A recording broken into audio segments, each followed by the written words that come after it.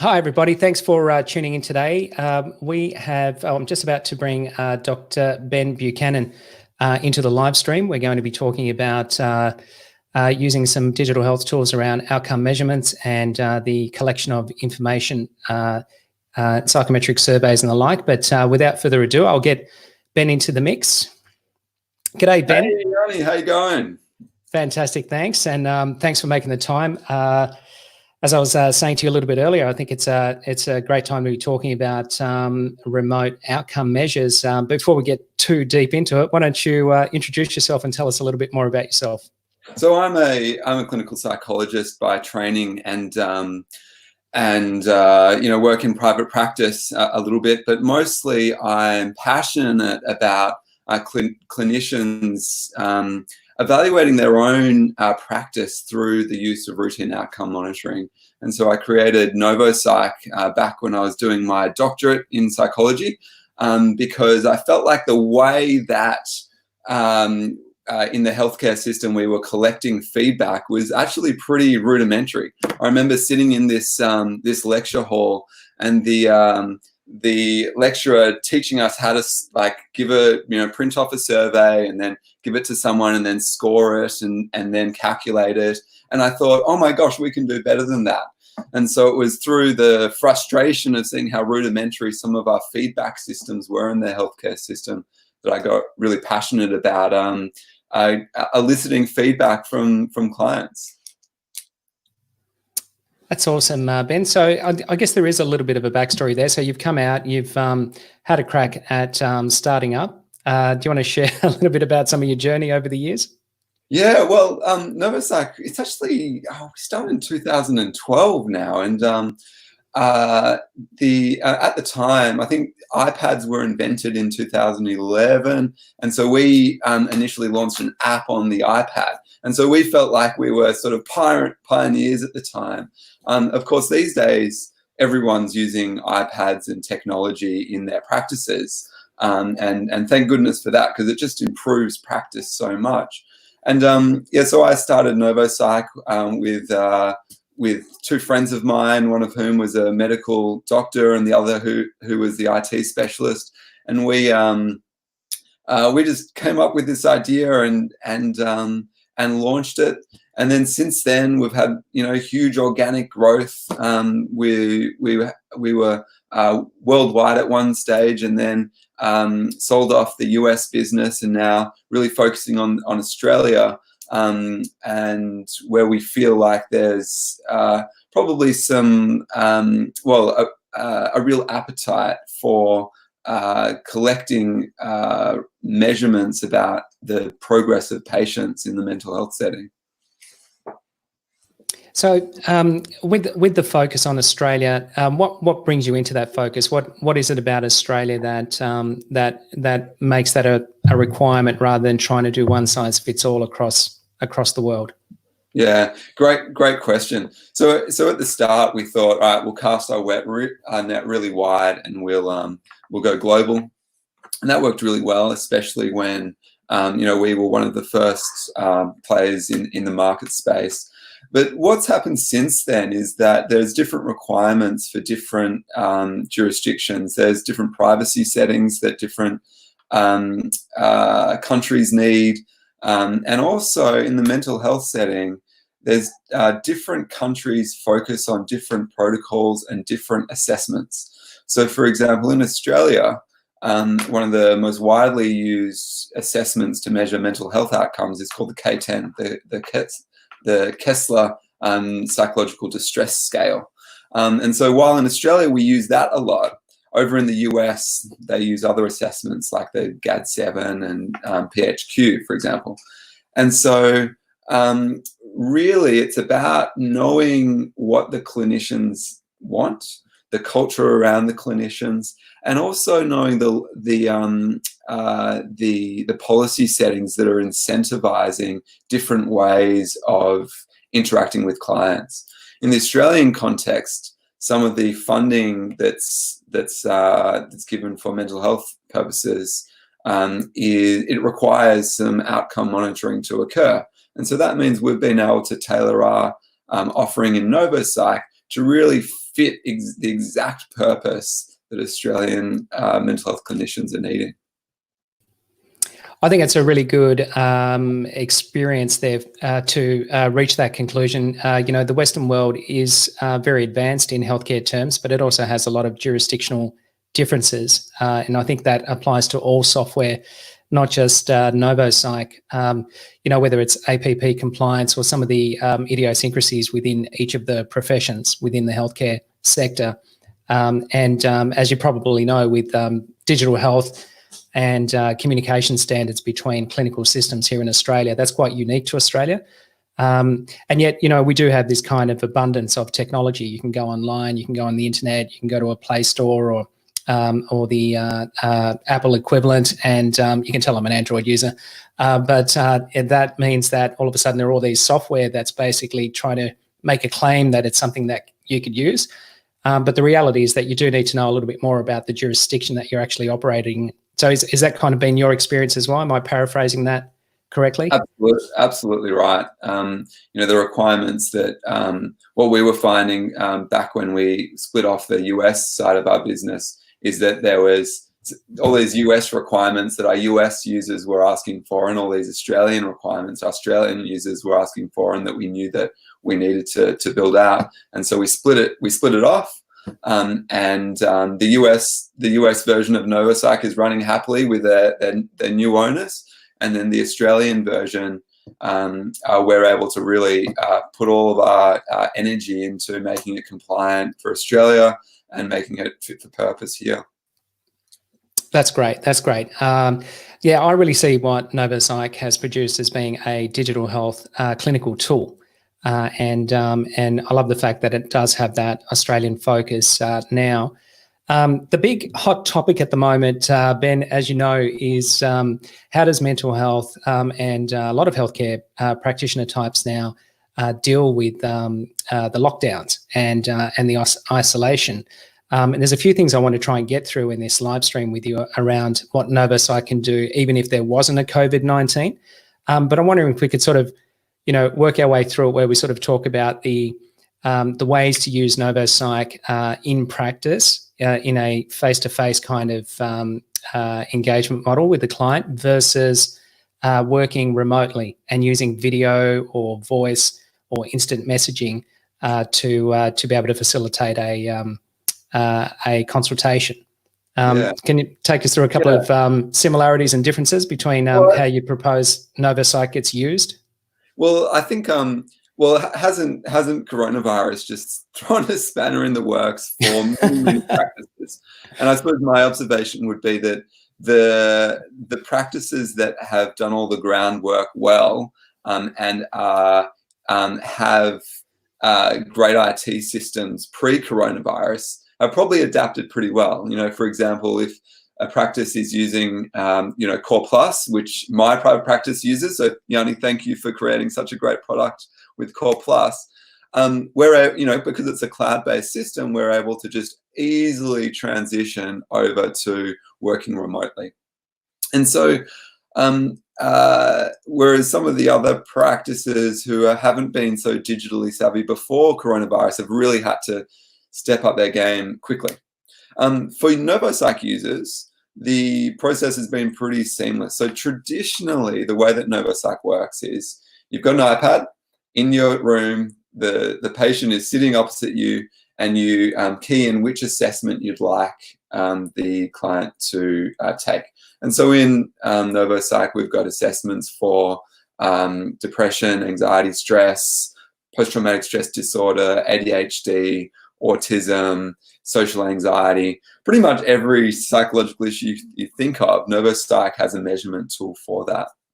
And so what we'd do traditionally is we'd get the iPad, we'd key in which assessment we'd like them to take, we'd hand the physical iPad over, and then they'd take it. And then when they're done, they'd hand it back. The clinician would enter in the password to get the results and to unlock the iPad. And then it would give the clinician some really useful metrics around, and it would score the assessment up, and it would provide percentile ranks and metrics comparing the patient sitting in front of you to the to the other clinical samples or the normal population. And so that's how it's worked traditionally. Now, a few years ago, we created a version of NovoPsych so that you could use it without an iPad, so that you could send a link to the patient, and then through that link, they could take the assessment on their phone or on their own computer. And so we found that pre-coronavirus, the take-up of that new system, it was okay.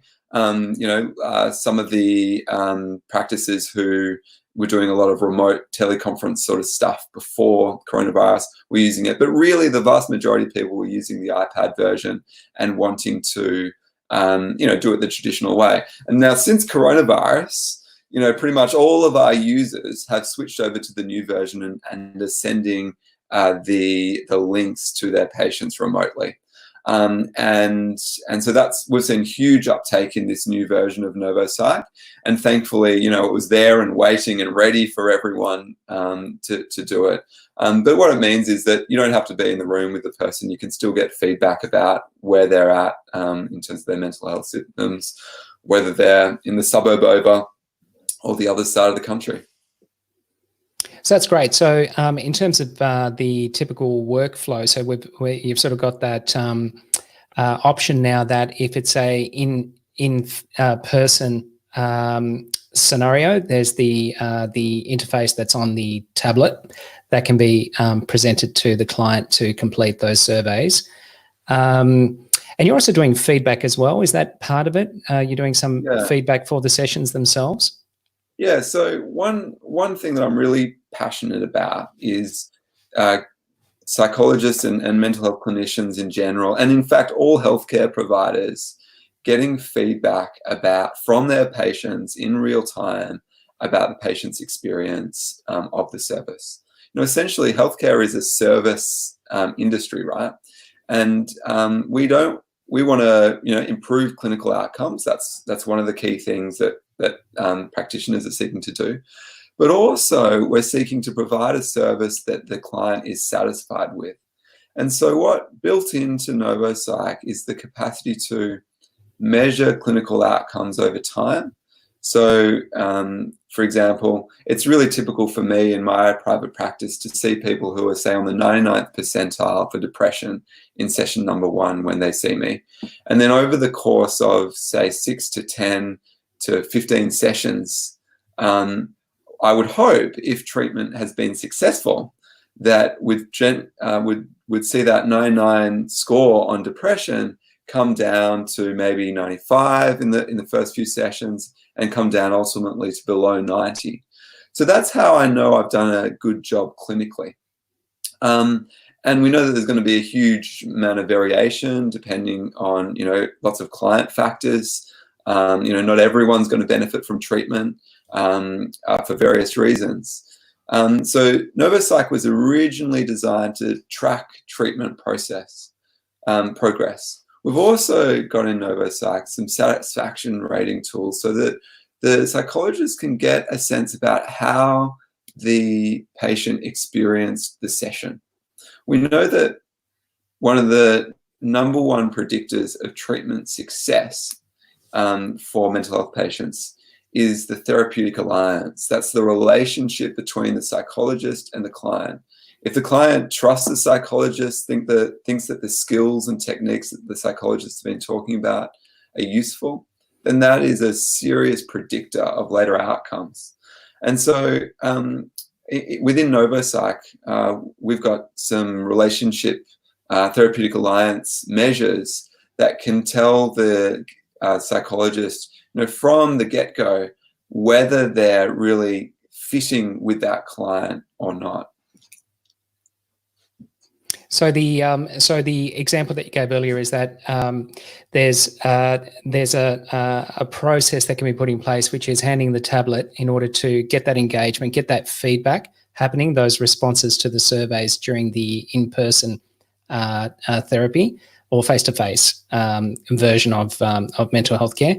And now with tools such as video, voice, instant messaging, you've got a service now that can actually send that questionnaire and that feedback form ahead of time, Yes. or how you're recommending it gets used. Is it ahead of time, or is it during the consultation, at the beginning of the consultation? What's your sort of best practice recommendation?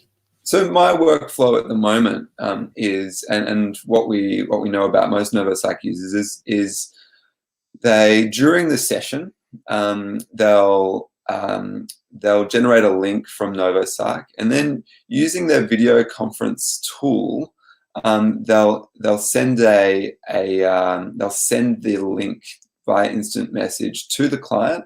The client will click on the link and then do the assessment, which takes about, on average, a minute and a half to do the assessment. They'll do that in session, and then they'll press submit, and then the results are instantly available to the clinician. The reason why doing it in session is helpful is that it provides a useful tool for discussion afterwards. And so the clinician and the patient, after they've done the assessment in session, can immediately discuss, okay, so where are you at compared to where you were at last time? And so, some examples about why it's useful to do it in session is that, let's say, you had a client who was incredibly depressed for the first few weeks you saw them, and then they got better, but then you've given them the assessment today, and they're back to square one. They're feeling wretched. They're no good. They're feeling, utterly depressed. Sometimes it can be helpful within the session to say, hey, look, I've just got the results from your assessment. You're back. The assessment is saying that you're feeling really, really terrible. Does that suit your experience? And then the measurement being a tool for facilitating discussion, rather than, if you do it after the session or before the session, independent of the session, it tends to just become this static measurement thing that the client doesn't really know why they're filling it out and doesn't see the purpose. So in session allows it to facilitate discussion. I actually see a lot of engagement value in that as well, because you have that opportunity where it's a shared experience. It's happening together, and it allows for that interaction and that question and answer and that kind of involvement and engagement. So I see a great deal of benefit in that.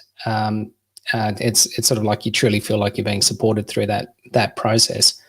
If we sort of think about telehealth as an example, when an appointment is made and the video fires up, and you've got the practitioner on one side, the client on the other side, there's some clinical governance, there's some consent to go through.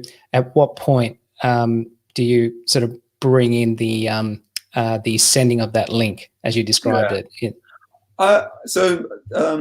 Mental health sessions often go for about 50 minutes. I would usually send the assessment at about the 10-minute mark, although it can be pretty fluid. I certainly wouldn't do it right at the start, because people don't want to be just treated as people want to be listened to. They don't want to just take an assessment. So I'd usually wait 10 minutes before I'd bring it up. And I'd do it, I wouldn't do it right at the very end of the session either, because then if you do it right at the very end and you're wrapping up the appointment, and then that some really useful information comes out of the assessment, then you won't have time to discuss it. So somewhere in the middle is usually a good place to do an assessment like this. And I suppose that gives you some time to actually deal with the responses at that point as well. All right, fantastic. And is there perhaps talk us through some of the broader areas? And I know you wanted to kind of talk about the value and the benefit of that routine monitoring as well. Do you want to talk to us about the monitoring concept within NovoPsych? Yeah. So we as healthcare providers like to believe that we're doing good for our clients, and the vast majority of us hopefully are. And we know that we presume that we're doing good for our clients, because we practice evidence-based practice. So, there's evidence, there's research trials saying, psychological therapy is effective.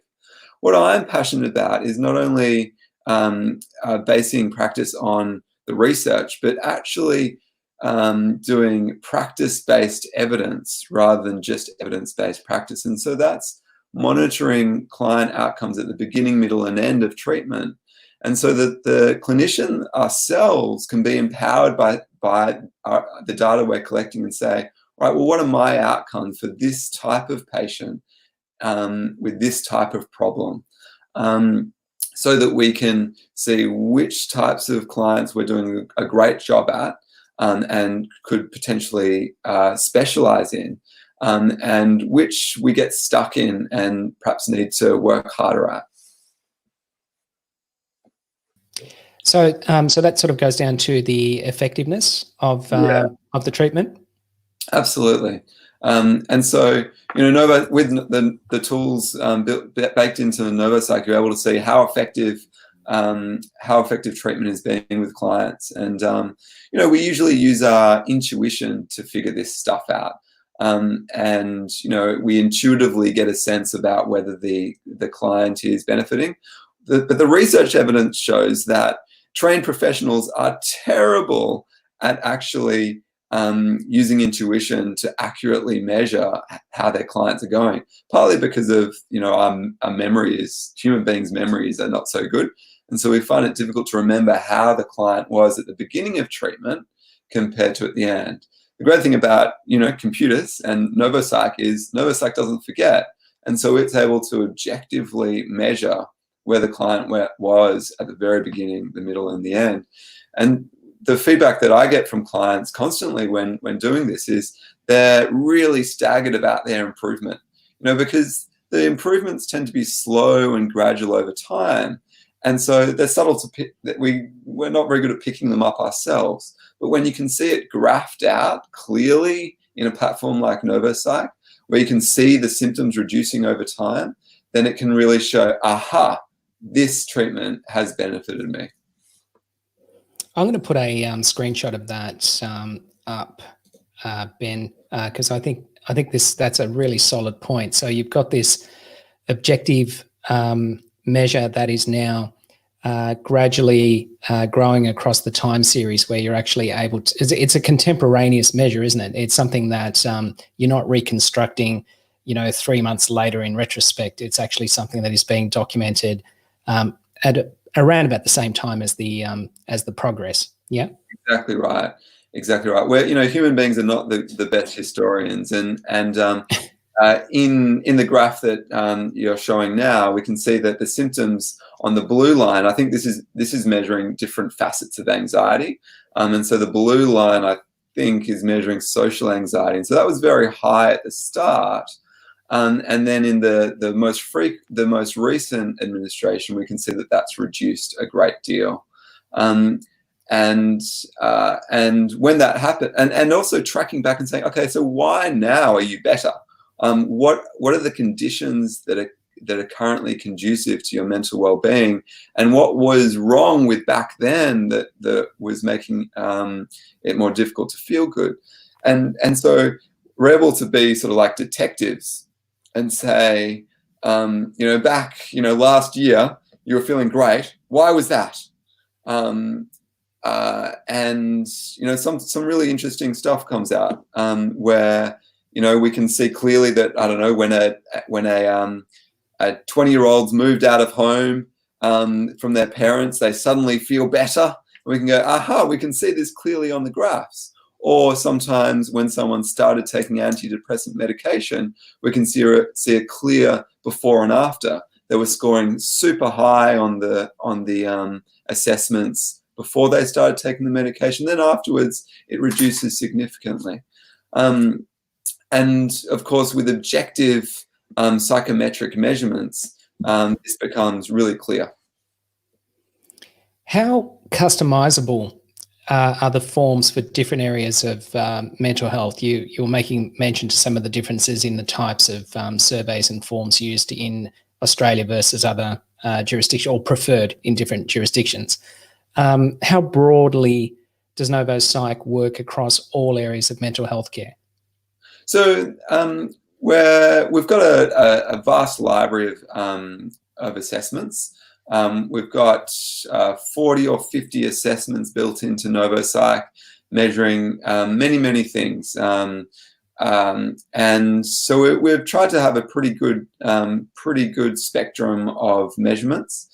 A few things to keep in mind with these measurements is that there is a big difference between a good measurement and just a survey.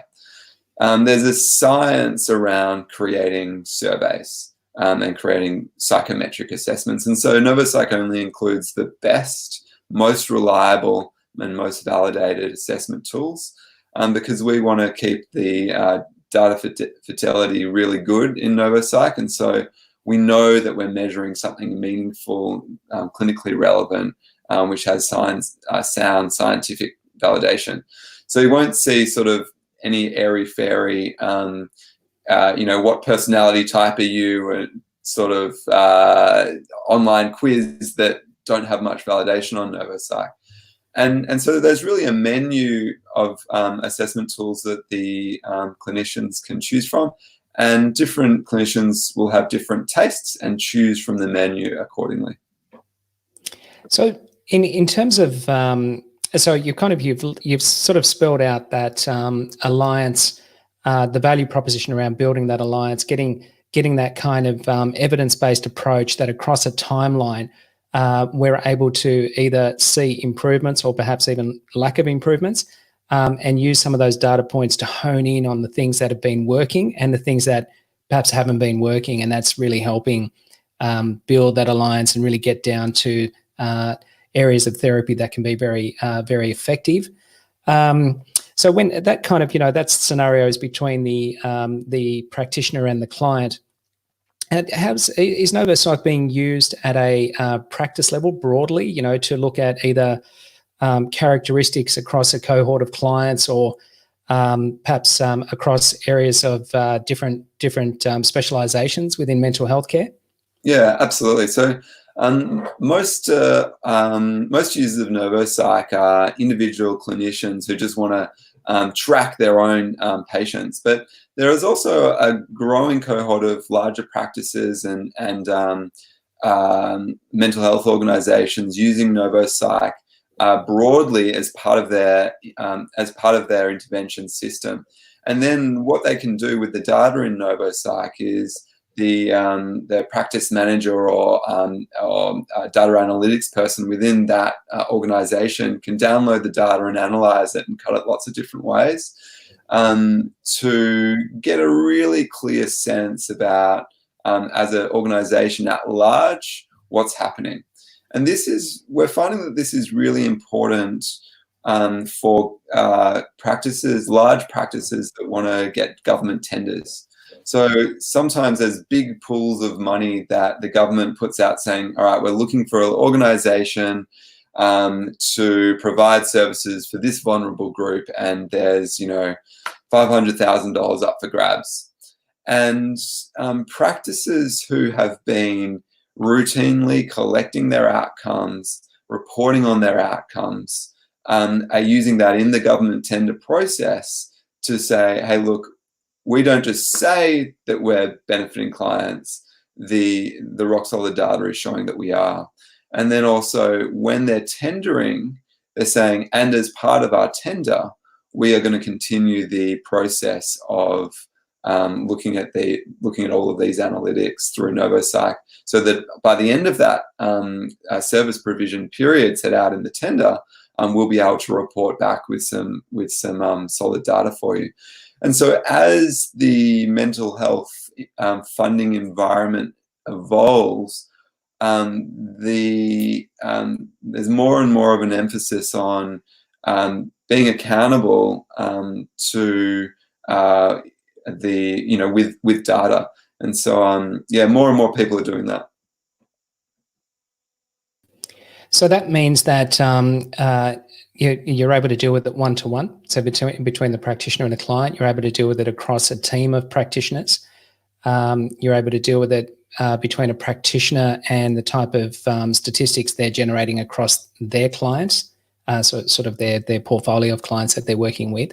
So it's really clever the way that kind of is able, the view goes from one to one to many, many to many. There's a lot of valuable insights there. In digital health, we're concerned with how there's this ever-growing complexity in determinants of healthcare, and with there's a proliferation of data out there, some of which we call dark data, which is being generated but nobody's looking at.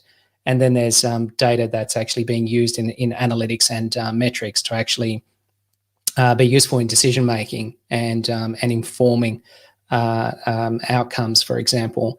So I love the various layers that you can sort of use NovoPsych in different contexts. So we've sort of established that it is possible to transition from being in person, physically in the same place, to actually being able to do things online and be able to work through those things. And I'm interested in your opinion, actually. Do you see some of the reaction that we're having at the moment in healthcare and particularly mental health, given that's that's solidly in your wheelhouse? Are we just making some changes at the moment with video and voice, instant messaging, and some of the remote tools temporarily, or are we going to have a much more enduring transformation as far as modern mental health care is concerned? What are your thoughts? Oh, well, look, I hope, I'm hopeful that we'll see a sustained move to more innovative digital ways of delivering healthcare. But what I suspect will happen, I think ultimately the government will be watching very closely to see how remote healthcare and telemedicine is working. The key thing, I think, is whether the funders, whether Medicare primarily and private health insurance companies are going to extend the funding arrangements that have been implemented during coronavirus.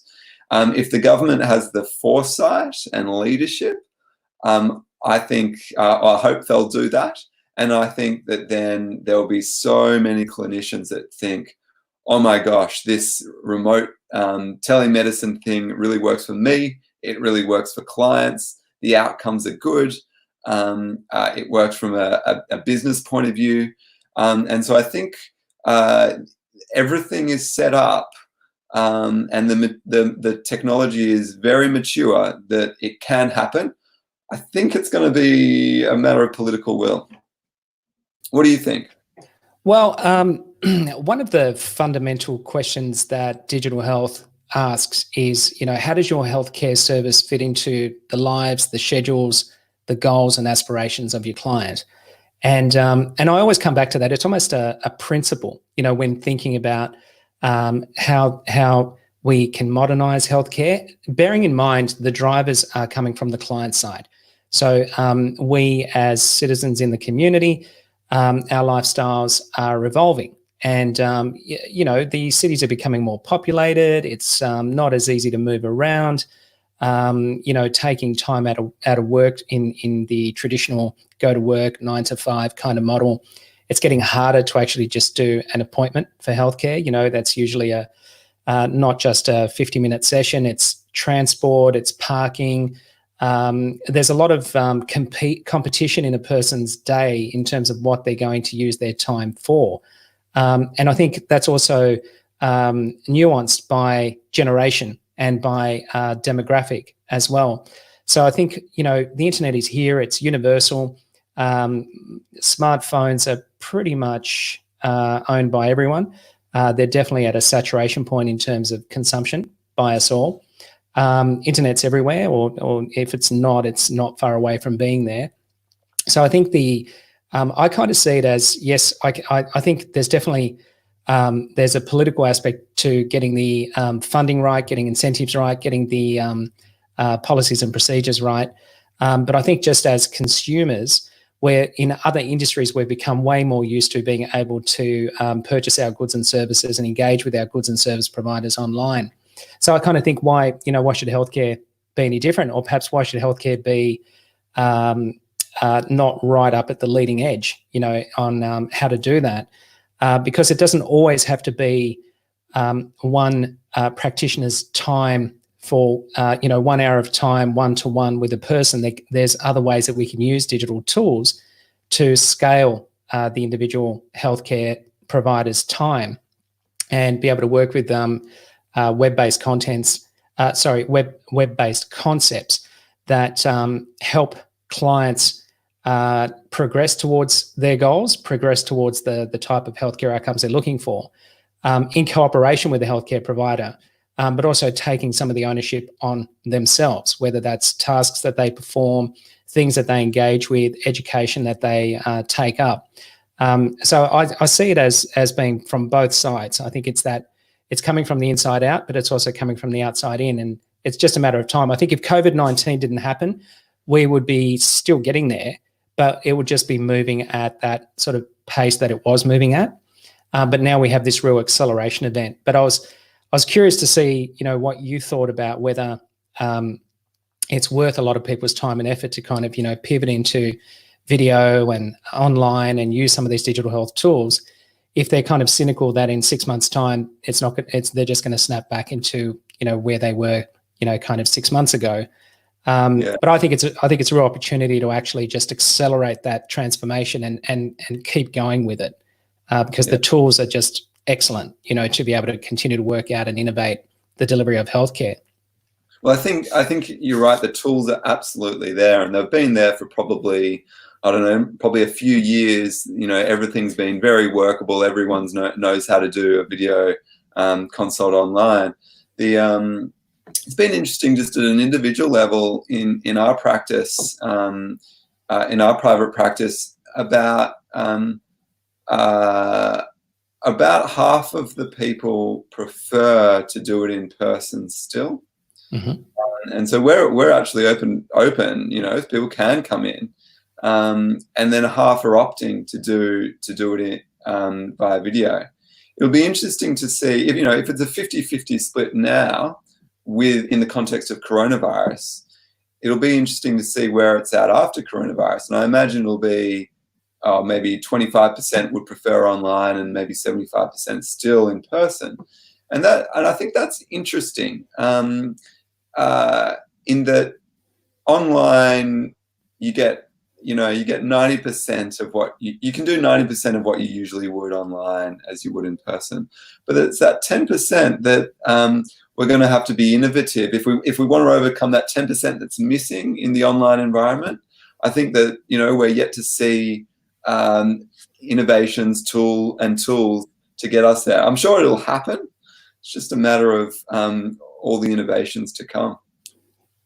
Yeah, and I would argue that if you sort of take the COVID-19 factor out of it and sort of say 75-25,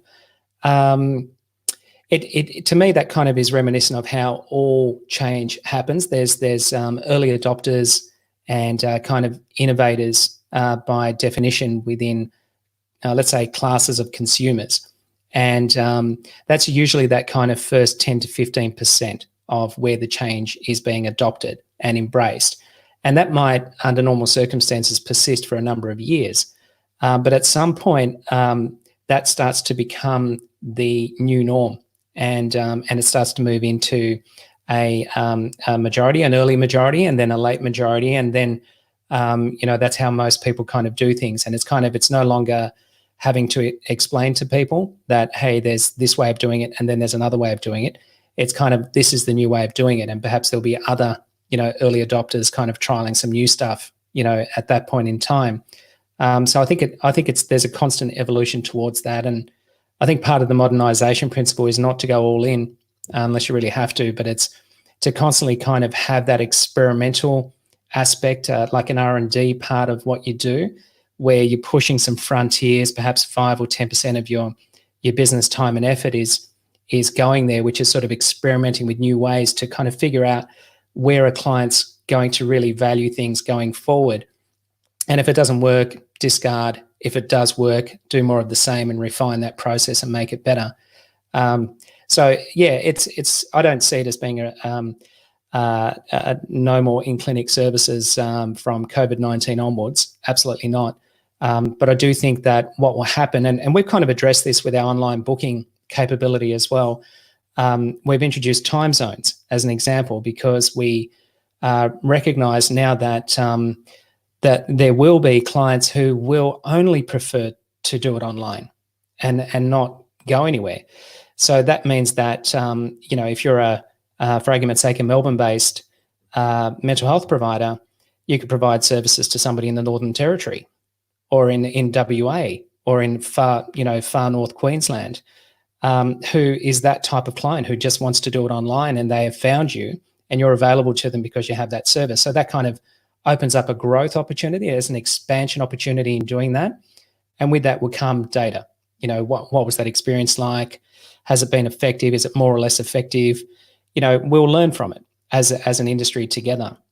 What are your thoughts around that? Yeah, I mean, I think, well, I'm certainly an early adopter. I like to think of myself as an early adopter on things. Always buying the latest whiz-bang little gizmo and trying to be innovative with business models and so on.